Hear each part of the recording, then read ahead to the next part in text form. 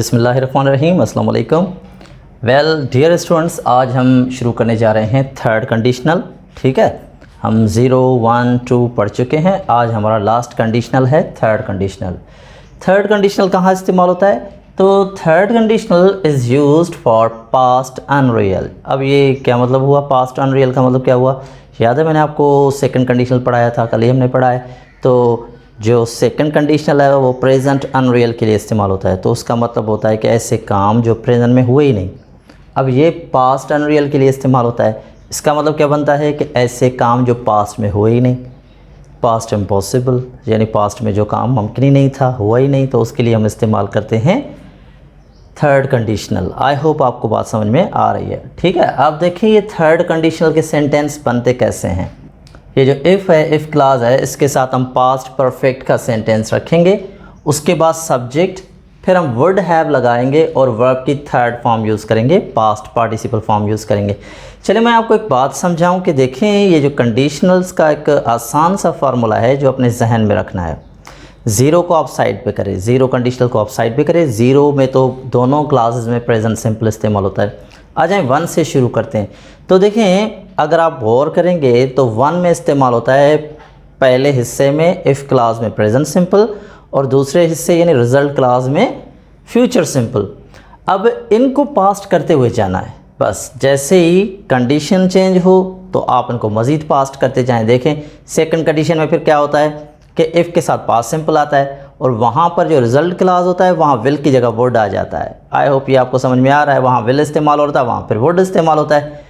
तो ये हो गया विल का पास्ट। फिर थर्ड कंडीशनल जो अब हम पढ़ेंगे तो देखिए वो जो सेकंड है ना, पास्ट सिंपल होता है इस्तेमाल यहाँ पर। अब उसको मज़ीद पास्ट कर दिया तो ये हो गया पास्ट परफेक्ट, और यहाँ पे वुड का पास्ट कर दिया तो वुड हैव। इस तरह से ये फार्मूला जहन में रखें कि ये जो कंडीशनल वन से शुरू होते हैं, कंडीशनल वन प्रेजेंट, फिर कंडीशनल टू उसका पास्ट, फिर कंडीशनल थ्री उसका भी पास्ट। बस पास्ट में चलते जाएं, प्रेजेंट से पास्ट, पास्ट से और पास्ट। तो ये इसका एक फार्मूला जहन में आप बैठा लें। ठीक है, तो इफ़ के साथ पास्ट परफेक्ट, फिर वुड हैव, फिर वर्ब की थर्ड फॉर्म। अच्छा याद रखें पास्ट परफेक्ट में भी थर्ड फॉर्म इस्तेमाल होती है, तो इसमें वर्ब की थर्ड फॉर्म ही इस्तेमाल होगी। ठीक है, तो चलिए सेंटेंस देखते हैं। अगर तुम मेरे पास आते तो मैं तुम्हारी मदद करता। इसका मतलब क्या बनता है? अगर तुम मेरे पास आते, इसका मतलब हुआ कि तुम मेरे पास नहीं आए।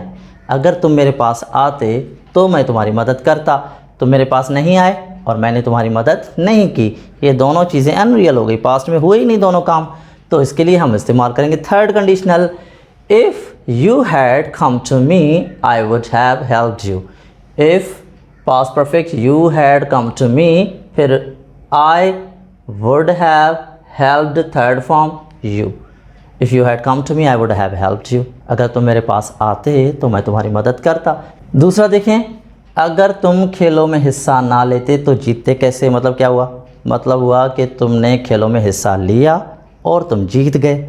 नहीं लेते तो कैसे जीतते? ठीक है, तो if you had not participated in games how would you have one. If के साथ पास्ट परफेक्ट देखें। इफ़ अच्छा नेगेटिव है, ये बात मैं दोबारा कह रहा हूँ, नेगेटिव है तो हेल्पिंग वर्ब के बाद नॉट लगता है। So if you had not participated in games how would you have one. यहाँ पे हमने क्वेश्चन बनाया, तुम कैसे जीते? How would you have one. I hope it's making sense. तीसरा देखें, अगर मैंने वक्त ज़ाया ना किया होता तो मैं नौकरी हासिल कर लेता। देख, तो if I had not wasted my time, अगर मैं अपना टाइम ज़ाया ना करता, ये पुरानी बात हो रही है, अभी की बात नहीं हो रही है। आई would have got a job, तो मुझे भी नौकरी मिल जाती, मैं भी एक नौकरी हासिल कर लेता। तो मेरे ख्याल से ये आपको बात समझ में क्लियर आ रही है। ठीक, अब यहाँ देखें, ये हमने सेकंड कंडीशन में भी जब प्रेजेंट अनरियल किया था तो यही वाले जुमले किए थे। अब ये पास्ट में है। अगर वो ठीक होती तो हमारे साथ पिकनिक पे चलती। अगर वो ठीक होती, होने की बात याद है सेकंड कंडीशन में हमने पढ़ी थी, यहाँ पे भी वही है, होने की बात। अगर ठीक होती, तो ये जो ठीक होती यानी टू बी वर्ब है, तो मैंने आपको बताया हुआ है कि यहाँ पे टू बी वर्ब जो कंडीशनल्स है ना उनमें सिर्फ वर ही इस्तेमाल होता है। अगर वो ठीक होती, इफ़ शी वर फाइन, देखिए शी है फिर भी हमने वर लगाया, सबके साथ वर आएगा। I were, we were, you were, they were, he were, she were, etc. So if she were fine she would have gone with us on the picnic. वो हमारे साथ पिकनिक पे चलती। मुझे उम्मीद है आपको ये बातें क्लियर हो गई होंगी।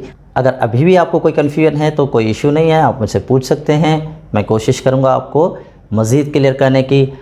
और अगर आपने अभी तक हमारा चैनल सब्सक्राइब नहीं किया है तो please do it right now, और please do not forget to like and share the video. Thank you very much.